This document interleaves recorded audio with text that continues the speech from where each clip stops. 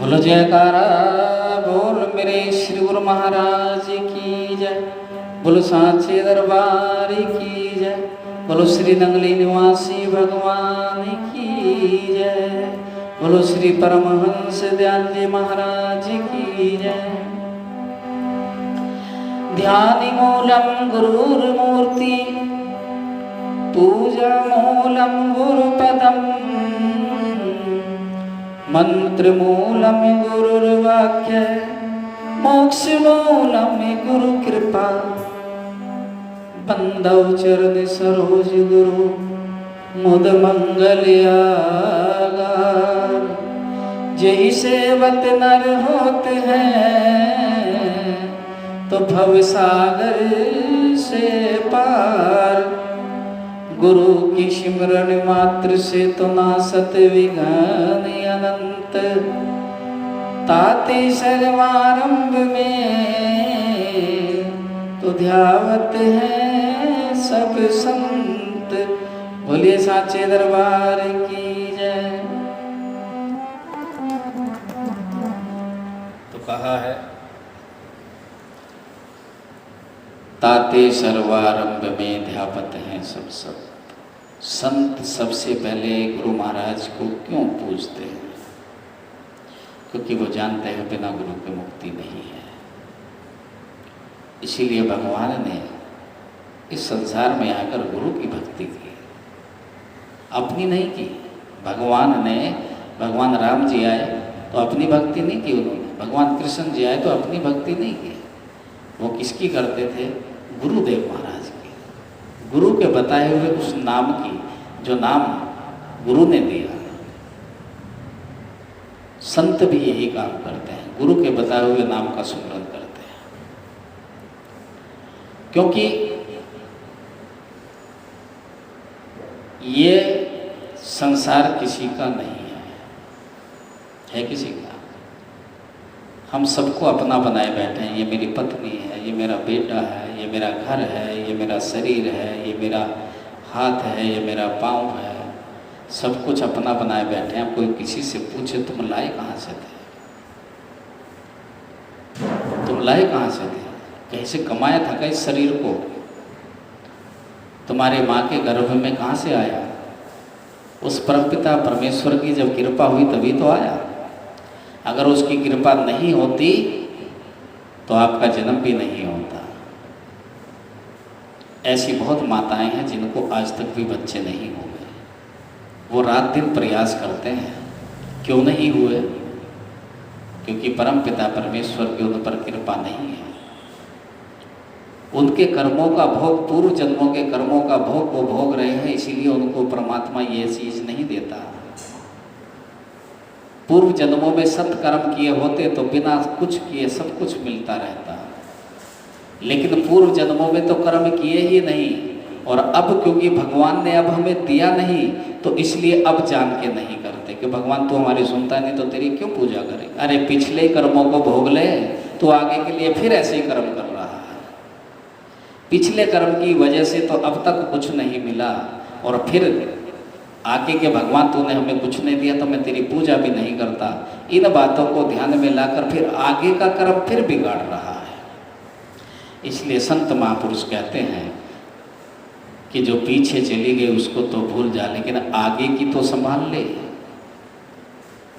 हमारा ये जन्म प्रभु की कृपा से हुआ। माँ ने, बाप ने हमारे माँ के गर्भ में जाके एक एक अंगनी बनाया। ये किसने बनाया? ये परमपिता परमेश्वर ने बनाया। ये किसकी रचना है? ब्रह्मदेव की रचना है। कितना सुंदर शरीर। ये धरती किसकी है? ये धरती उस परमपिता परमेश्वर की। इस दुनिया में जो भी कुछ है उसी की देन है। उसके बावजूद भी हम उस प्रभु का नाम नहीं लेते, उसका धन्यवाद नहीं करते। अभी तो इनको पाने के लिए देखिए महाभारत हुई। महाभारत क्यों हुई? 100 सुई की नोक के बराबर जगह के ऊपर महाभारत हुई। कितनी करोड़ संख्या में सैनिक मारे गए आप जानते हैं? वो जमीन आज भी हस्तिनापुर में पड़ी है।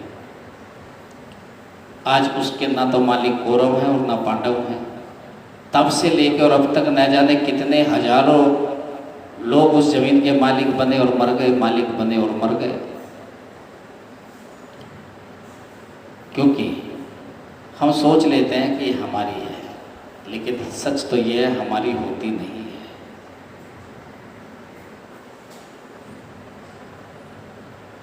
दो भाई थे,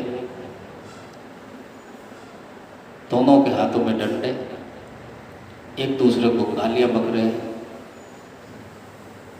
मारने पर उतारू है। उसने उस पर डंडा उठाया हुआ है, उसने उस पर डंडा उठाया हुआ है। वो कह रहा है ये ज़मीन मेरी है, वो कह रहा है ये ज़मीन मेरी है। वही जैसे तो कौरव और पांडवों में हुआ, दोनों भाइयों में युद्ध मच रहा था। उधर से एक संत जा रहे थे। संत ने पूछा, बेटो तुम लड़ क्यों रहे हो कि ये ज़मीन मेरी है?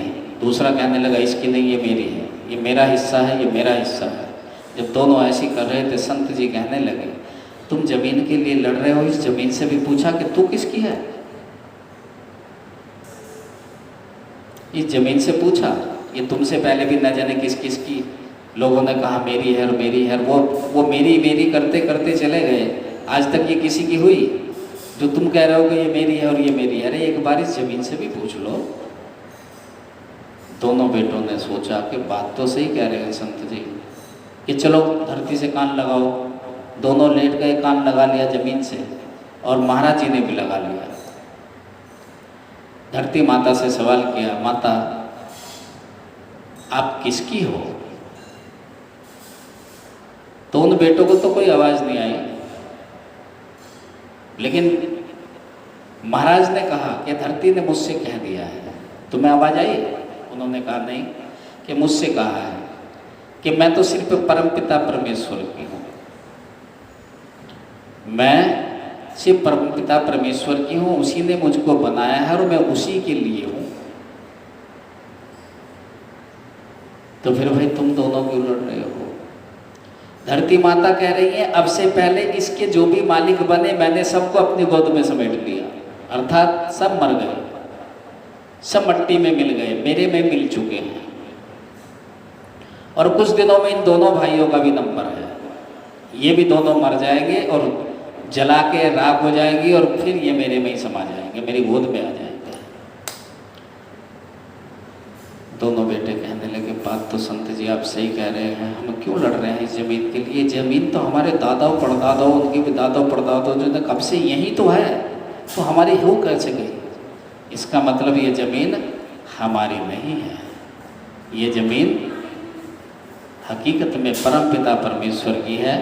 हमारा ये शरीर भी परमपिता परमेश्वर का है, और जो उसका है उसे हम अपना कैसे बना सकते हैं?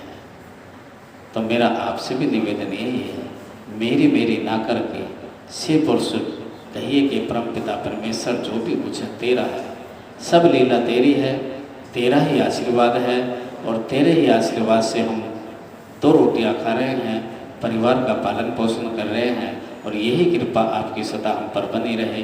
इन्हीं शब्दों के साथ बोलिए सांचे दरबार की जय। बोलो श्री नंगली निवासी भगवान की जय।